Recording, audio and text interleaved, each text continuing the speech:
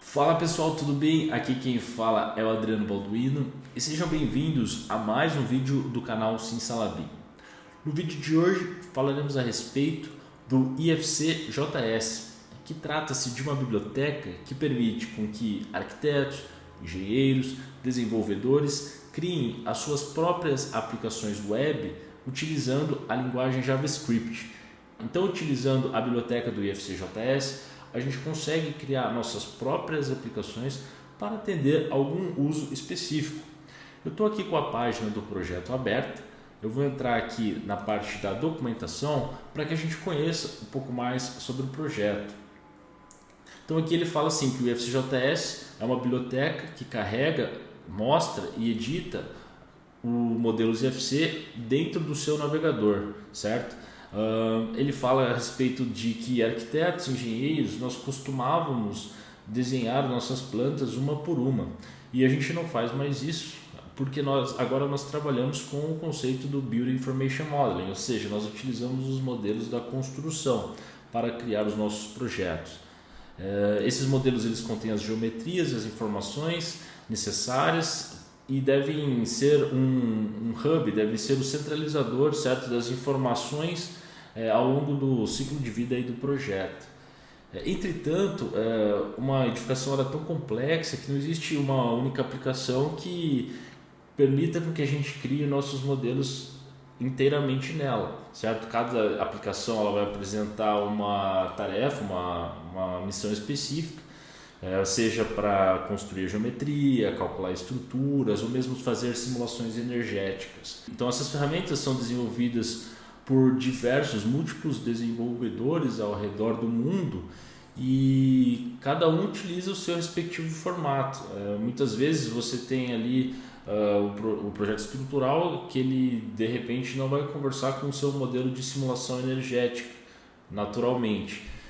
A forma então que a gente faça com que essas duas ferramentas específicas, por exemplo, da cálculo estrutural e da simulação energética conversem é a partir do IFC, que é um esquema desenvolvido pela Building Smart que permite com que a gente troque informação e as ferramentas sejam capazes de ser interoperáveis. A questão aqui é que ele traz uma problemática com relação ao IFC, porque todo mundo que quer construir uma aplicação BIM, ou seja, uma aplicação que seja interoperável, trabalhe com esse padrão aberto que é o IFC, ele precisa escrever e ler informações, ou seja, importar e exportar dentro do esquema IFC. Porém, o IFC não é um formato tão simples de você ler e escrever.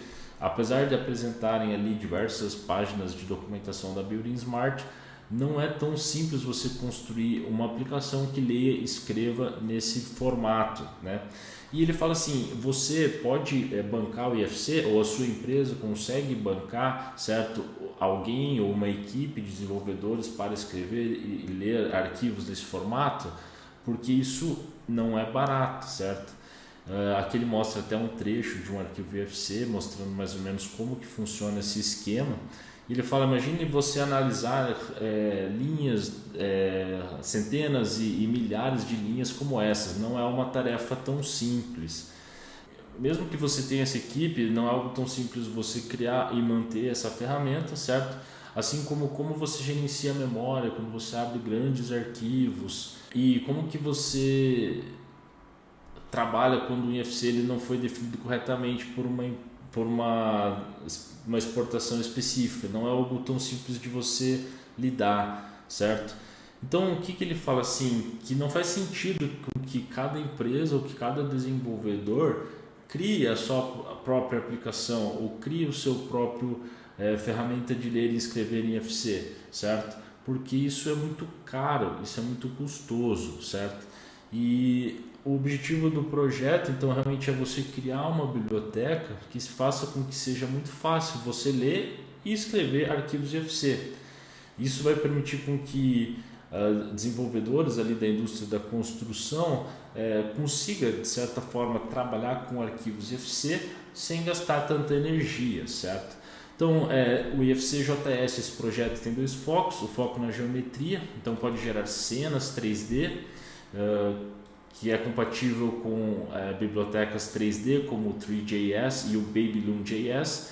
Isso permite com que você crie geometria rapidamente e é focado nos dados, ou seja, é uma alta possibilidade aí de você acessar as propriedades com essas geometrias. Isso significa que haverá um fácil acesso aos componentes da edificação, aos materiais, às suas características térmicas e estruturais.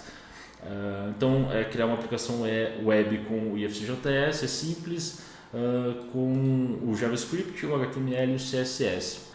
Para usar essa biblioteca é importante que você tenha um pouco de conhecimento aí em JavaScript, em HTML e CSS. Então esse conhecimento em JavaScript, HTML e CSS ele está além da documentação aqui do IFCJS, certo? E você também vai precisar de um certo conhecimento nas bibliotecas do Three.js ou do Babyloon.js. Então há também um canal aqui no Discord que você consegue acessar dúvidas e informações a respeito desse projeto. Então algumas vantagens aqui sobre o projeto: ele é multiplataforma, ele é bastante rápido e alguns features aqui, tá? Então no vídeo de hoje, como todos os vídeos aqui do canal, a gente gosta de ser bastante prático.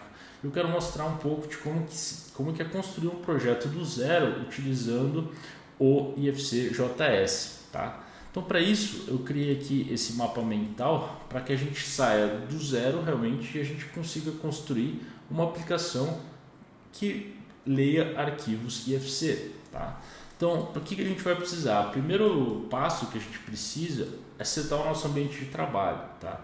Para o nosso ambiente de trabalho a gente vai precisar do Visual Studio Code, que vai ser a ideia que nós iremos utilizar para desenvolver a nossa aplicação, certo?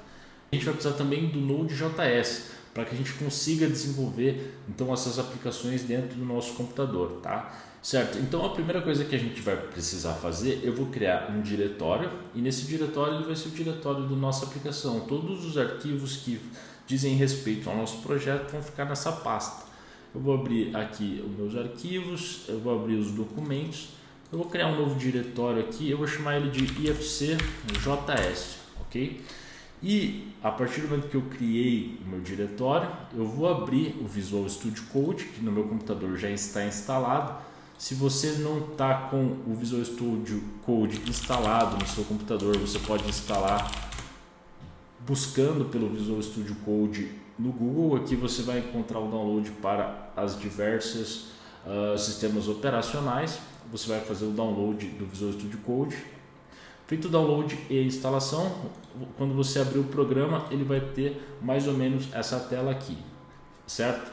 Então, uma vez com o download do Visual Studio Code pronto, eu vou vir em arquivo, abrir pasta, eu vou selecionar aqui no documentos a pasta IFCJS, que é a pasta do meu projeto, ok?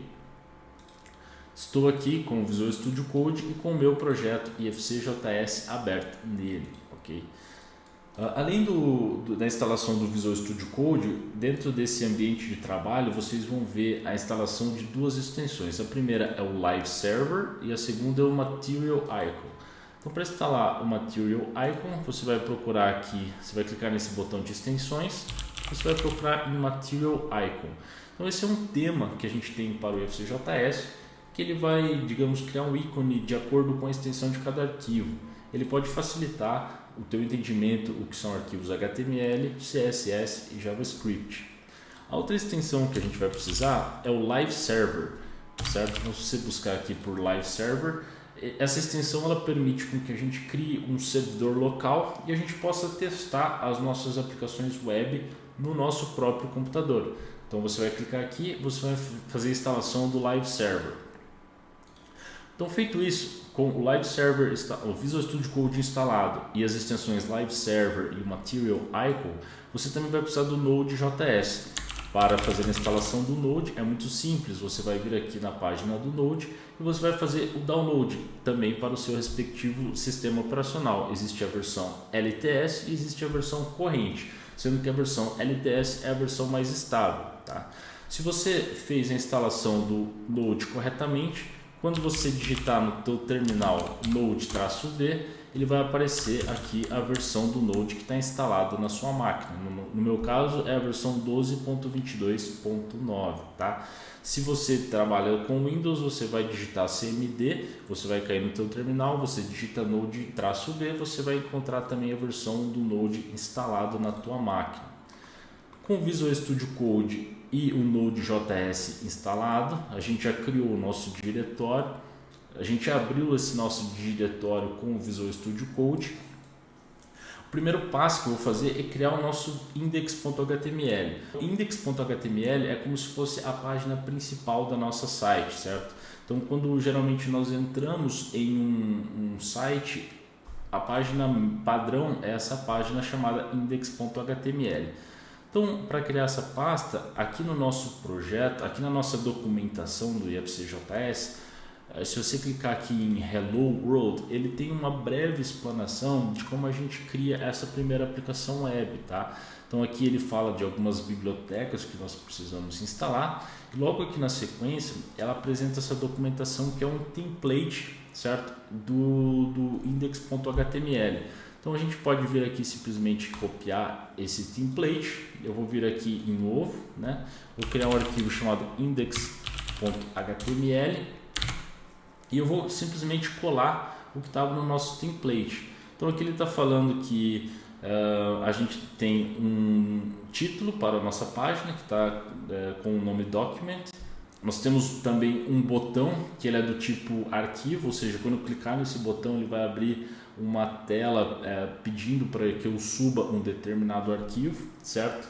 Eu vou ter um canvas que nesse caso eu vou substituir por um div, né? Então se eu colocar aqui div e div, aqui nós temos um tree canvas. A primeira coisa que eu vou fazer, eu vou trocar esse tree canvas por viewer.container. Então vou mudar aqui o ID do nosso div, ok? Salvo esse projeto, vocês vão ver que eu ainda estou fazendo uma referência ao arquivo chamado bundle.js. A gente já vai chegar nesse ponto, tá?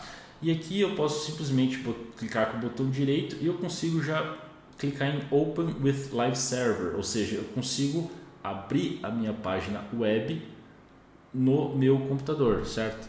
Então veja que ela está bem simples por enquanto, tá? Veja que se eu trocar aqui no título por ifc.js e salvar, veja que ele já atualiza aqui na nossa aba o título conforme está no nosso index.html, tá?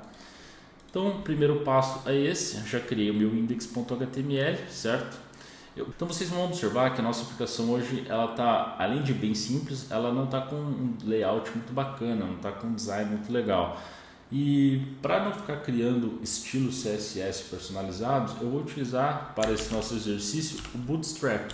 Então se eu clicar aqui em Bootstrap, se eu vier aqui na primeira página, eu vou conseguir acessar a documentação do Bootstrap. Então com o Bootstrap eu vou conseguir aproveitar de alguns estilos já pré-desenvolvidos para que a nossa aplicação fique com um aspecto bacana sem a gente ter que desenvolver os nossos próprios estilos, tá? Aqui eu tenho o arquivo template do que seria uma aplicação que utilize o Bootstrap.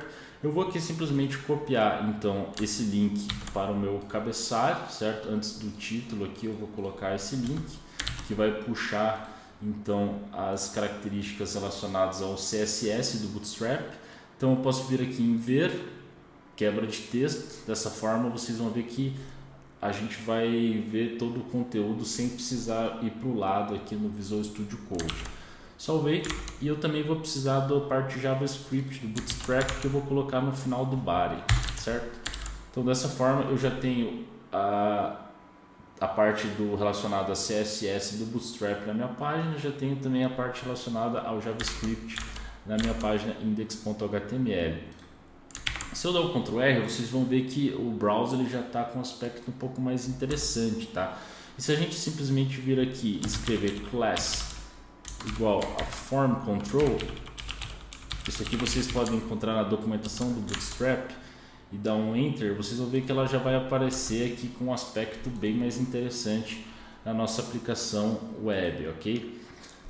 Fiz isso, vamos voltar aqui para o nosso roteiro. Outra coisa que eu posso fazer aqui dentro desse elemento input do tipo file, eu posso simplesmente colocar um accept IFC.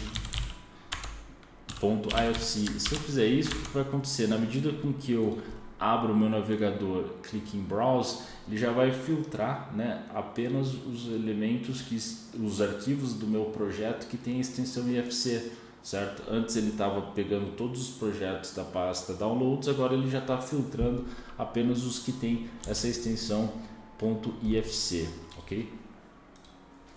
Muito bem, já criei então a meu index.html, já peguei o conteúdo do Bootstrap, coloquei na minha página, atualizei a classe FromControl e coloquei accept IFC files, substituí o meu TreeCanvas por ViewerContainer, que seria o ID aqui do meu div, que a gente vai utilizar logo na sequência. E depois disso eu vou criar o meu styles.css, então eu vou vir aqui, vou adicionar um novo projeto, aqui styles.css, certo? Dessa forma, esse aqui vai ser o meu arquivo de estilos. Você falou, mas Adriano, você não disse que você ia utilizar os estilos do Bootstrap? Sim, mas além dos estilos do Bootstrap, eu posso criar os meus próprios estilos aqui dentro do meu projeto. E é justamente isso que vai ficar nessa página, styles.css, ok? Volto aqui no meu template, aqui a gente já tem aqui um exemplo, ó, adding style. Eu vou simplesmente pegar então e copiar esse conteúdo da documentação e eu vou jogar na minha pasta styles.css. Então aqui dentro desses estilos, o que tem um jogo da velha aqui, que seria um hashtag, certo? Ele faz referência aos elementos HTML a partir do ID do elemento. Então para o ID file input eu vou aplicar determinada característica. Para o ID viewer container eu vou aplicar determinada característica. Como a gente substituiu o TreeCanvas por viewer container no HTML, eu vou fazer o mesmo aqui na minha página styles.css. Além disso, eu vou trocar esse top left 00, eu vou simplesmente apagar essas duas linhas e eu vou escrever aqui um tamanho de 100% para espessura e um tamanho de 100% para altura. Dessa forma, o nosso canvas ele vai ocupar, né, toda a página do nosso navegador. Ok? Muito bem. Agora a gente vai para o próximo passo. Eu já configurei o meu arquivo de estilos, que seria o styles.css. E agora eu vou, a partir do Node, criar o nosso projeto e baixar as bibliotecas e os pacotes necessários para que a gente possa criar a nossa aplicação. Tá? Para isso eu vou vir aqui em terminal, eu vou criar um novo terminal, certo? E eu vou simplesmente digitar assim, ó, npm init /yes, certo? Esse --yes ele é opcional, ele não vai questionar uma série de parâmetros e atributos que são relacionados a esse projeto, certo? Aperto o Enter, então a gente já vai criar o nosso projeto aqui na nossa pasta, né? Veja que a partir do momento que eu criei o npm init, eu criei esse arquivo chamado package.json, certo? E aqui vai apresentar uma série de características relacionadas ao nosso projeto, como as bibliotecas que estão incorporadas, dentre outras informações. Criei o nosso projeto, o nosso próximo passo vai ser instalar esse Web IFC Viewer, que é uma biblioteca que vai permitir que a gente crie a nossa aplicação. Então eu vou vir aqui em npm install Web IFC Viewer. Feito isso, ele vai fazer o download dessa biblioteca e você vai ver que vai ser criada uma pasta chamada Node Modules. E dentro desse Node Modules, tudo que compete a essa biblioteca Web IFC Viewer e suas dependências, elas são automaticamente carregadas para essa pasta Node Modules, ok? Se eu limpar aqui, digitando clear no meu terminal, eu vou limpar o conteúdo que eu digitei anteriormente, ok? Já instalei então o Web IFC Viewer, certo? O próximo passo é eu instalar então o Rollup, tá? O que acontece? Aqui a gente criou até então o nosso arquivo HTML e a gente criou o nosso arquivo CSS, certo? O próximo passo seria eu criar o meu arquivo JavaScript. Eu posso chamar de, por exemplo, app.js. Então aqui eu digitaria todo o conteúdo relacionado a JavaScript da nossa aplicação, certo? Porém, quando a gente trabalha com o JavaScript que importa determinadas bibliotecas, a gente costuma utilizar um negócio chamado bundle, que seria um empacotador. Porque se eu digito, por exemplo, import determinada biblioteca dentro do nosso arquivo, a minha plataforma ou a minha ferramenta, a minha aplicação web, ela vai depender de determinadas bibliotecas que estão aqui na minha pasta Node Modules. Então, de tudo que está aqui, eu vou utilizar alguns desses recursos para desenvolver a minha aplicação. E esse bundle, o que ele vai fazer? Ele vai utilizar o que está na minha parte JavaScript da minha página, que seria esse app.js, e todas as dependências que eu preciso para fazer a minha aplicação. Então ele vai formar um grande pacote, e esse pacote que vai ser referenciado na minha página index.html. Veja aqui que nós já fizemos o vínculo a um arquivo chamado bundle.js. Então eu preciso desse empacotador, ou seja, dessa ferramenta que vai transformar todo o conteúdo JavaScript e suas dependências em um único arquivo JavaScript para o meu projeto, tá? E nesse caso a gente vai utilizar um bundle chamado Rollup, tá? Então para fazer a instalação, aqui eu vou instalar ele como administrador, então por isso eu estou digitando sudo npm install rollup. Aqui esse @2.79.1 eu estou, digamos assim, forçando a instalação da versão 2.79, que é a versão que eu venho trabalhando aí nos últimos dias, tá? E não tenho tido muitos problemas. Aqui eu vou digitar ainda --global e --savedev, certo? Esse --global ele evita com que a gente tenha alguns erros na instalação, e esse savedev ele faz com que a gente utilize essa biblioteca como uma dependência de desenvolvedores, ou seja, eu só irei utilizar o Rollup para construir um pacote chamado bundle.js para a minha aplicação, certo? Quando eu subir essa página para um servidor, eu não preciso que essa dependência Rollup seja carregada lá para frente. Então eu posso simplesmente digitar esse savedev no final, dizendo que essa é uma dependência única e exclusivamente utilizada no ato do desenvolvimento, ok? Ele vai perguntar a senha, certo, do administrador, e aqui ele está dizendo assim, ele não encontrou o pacote Rollup, então eu esqueci de digitar um espaço aqui. Se eu vier aqui digitar um espaço, provavelmente ele vai achar, certo, o Rollup, e ele vai instalar o Rollup globalmente nesse caso, tá? Certo, então depois que eu fiz a instalação do Rollup globalmente, o próximo passo que eu tenho que fazer é instalar esse Resolve, que é um plugin para o meu Rollup, tá? Para isso eu vou vir aqui e digitar npm install, eu vou digitar @rollup, que trata-se de um plugin para o Rollup, vou colocar /plugin -node -resolve, ok? @14.1.0-savedev, porque também é um plugin que eu vou utilizar apenas no ato do desenvolvimento do projeto. Depois que eu fiz a minha publicação, eu não preciso que essa biblioteca seja levada adiante, ok?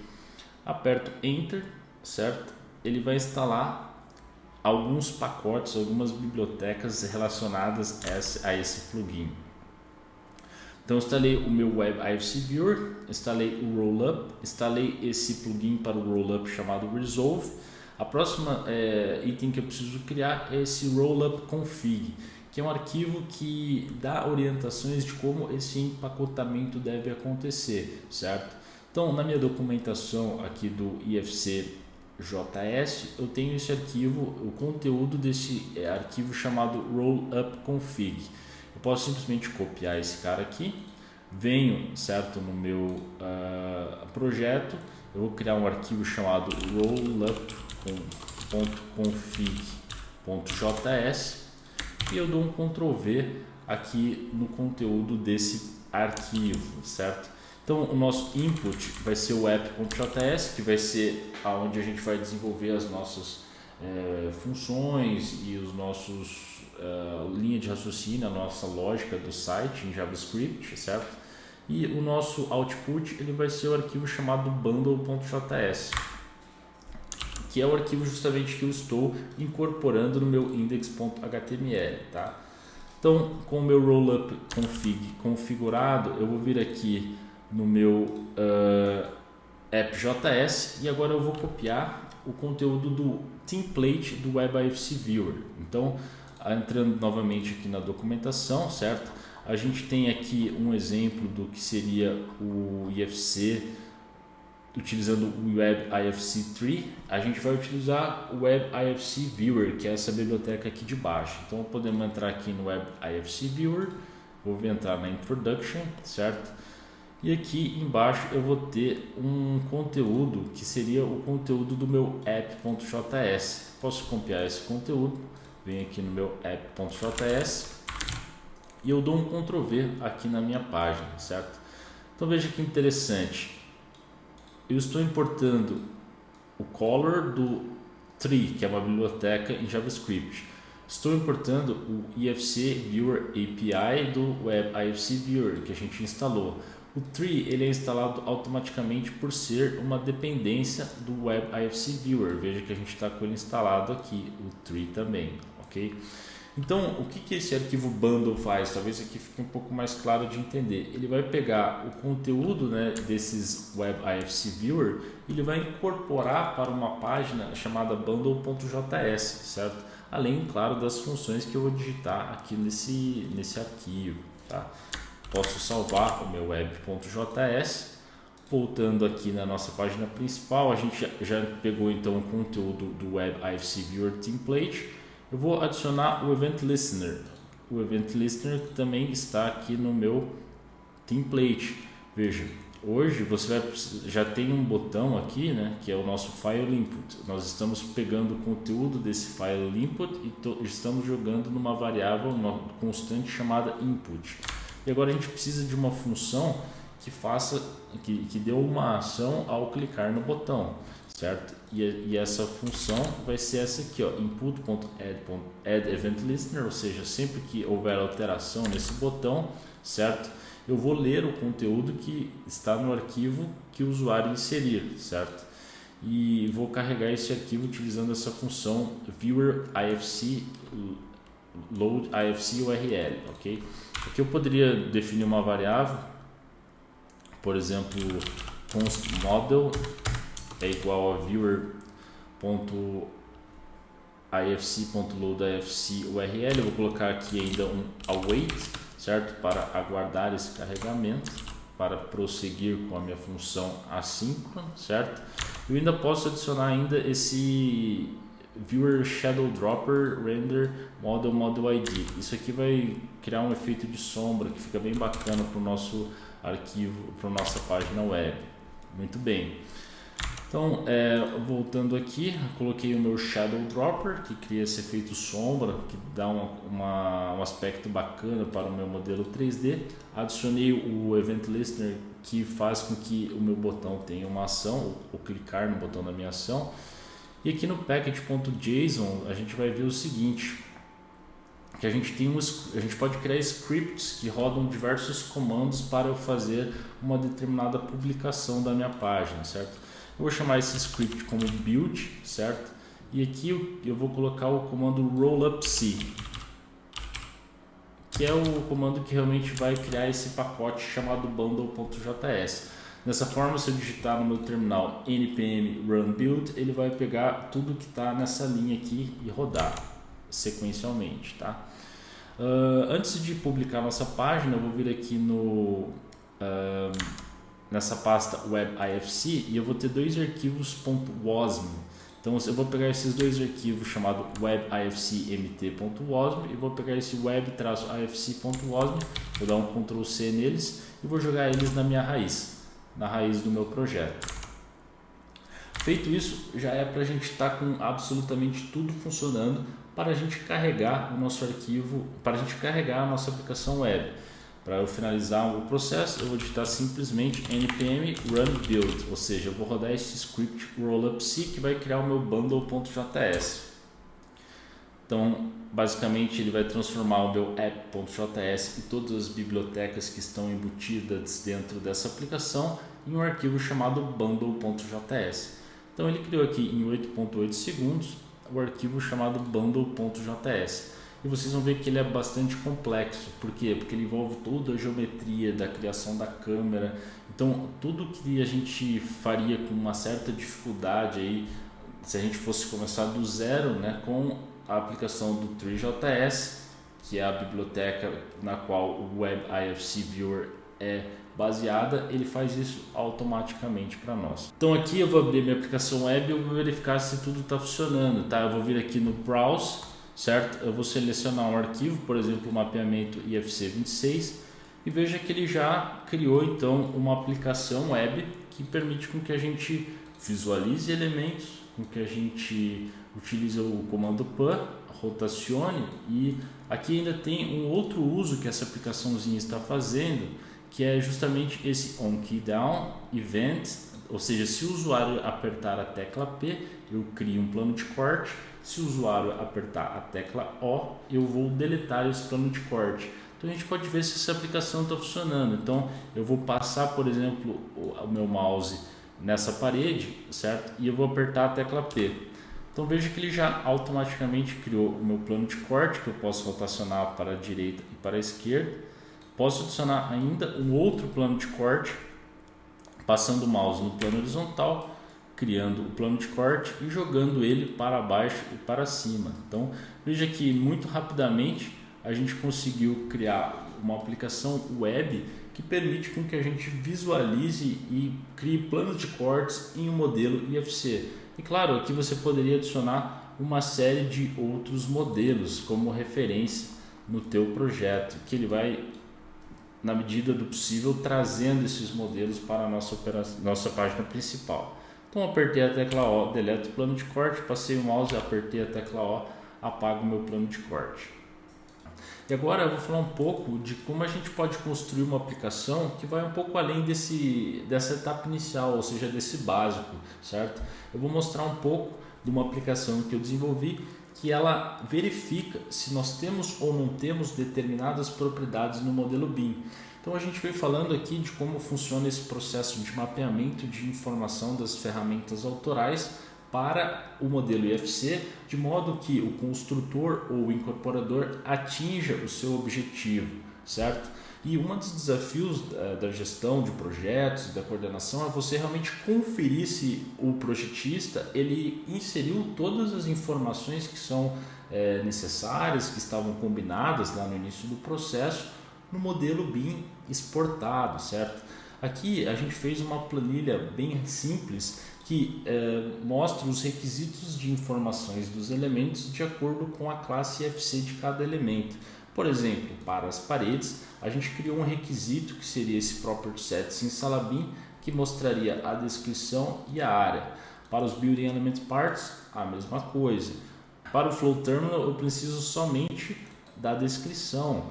Para as conexões de tubulação, eu estou dizendo assim, eu preciso que tenha uma propriedade de descrição, eu preciso que tenha uma propriedade de comprimento e eu inseri aqui uma propriedade nova. Por exemplo, eu preciso entender se para as minhas conexões aquele elemento ele está contido ou não está contido no meu ramal principal de prumadas, tá? Isso aqui é muito importante para tubulações, porque muitas vezes nós executamos primeiramente as prumadas e depois os encaminhamentos horizontais, que a gente pode chamar também de encaminhamentos secundários, tá? Então eu poderia, por exemplo, criar esse requisito de informação para os Flow Terminals também, certo? Eu quero entender se ele está pertencente no ramal principal da prumada ou não, e eu posso criar esse requisito de informação para os meus segmentos de tubulação também. Então, para segmentos de tubulação eu quero descrição, comprimento e prumada. Para portas eu quero descrição, largura para vergas, fechadura interna e fechadura externa. E para colunas eu quero descrição e volume. Então veja, esses são os meus requisitos de informação. Então o que eu desenvolvi aqui, tá? Se eu entrar nessa página aqui, adrianobalduino.github.io iChecker.js, o primeiro passo que eu criei aqui, a gente vai inserir os requisitos de informação. Só que eu não desenvolvi o meu input por um formato XLS ou um formato de Google Sheets. Eu inseri isso a partir de um arquivo JSON. Então, se eu abrir aqui, eu vou ter o arquivo required parameters Simsalabim. Porém, aqui ele está no formato de planilha e aqui ele está no formato JSON. Porém, vocês vão ver que as informações são as mesmas, certo? Ó, IFC Wall é a entidade, o property set é o Simsalabim e a SSB descrição é a propriedade. Eu faço isso para paredes, para Bioelement Parts. Eu vou apenas incluir então essa propriedade SSB prumada para o meu Flow Terminal. Então vou dar um Ctrl C aqui, vou adicionar uma nova linha chamada SSB prumada para o meu Flow Terminal.